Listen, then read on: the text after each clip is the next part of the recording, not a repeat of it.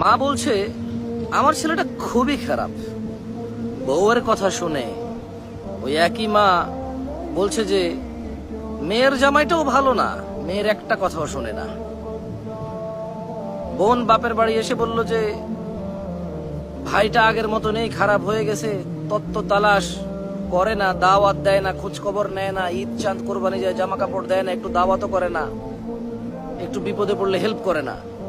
আবার ওই বোনটাই বলে আরে জানিস তোর দুলাভাইটা খুবই খারাপ, কাম কাজ করে করবি কি আর, বোনের দাওয়াত দে, বাগিনারে দাওয়াত দে, আজকে বোনের এটো হয়েছে, ভাইয়ের ওটো হয়েছে, সারাদিন তো বোন ভাই করে করে তার জীবন শেষ করে দিল। ভালো পড়েনি জামাইটা, মানে ভালো পড়েনি।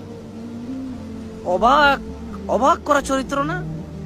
মা তার ছেলের জন্য যে চরিত্রকে অপছন্দ করে, ঘৃণা করে, বদদোয়া করে, কিন্তু মা তার মেয়ের জামাইয়ের জন্য এমন চরিত্রের আকাঙ্ক্ষা করে এবং কামনা করে, দোয়া করে।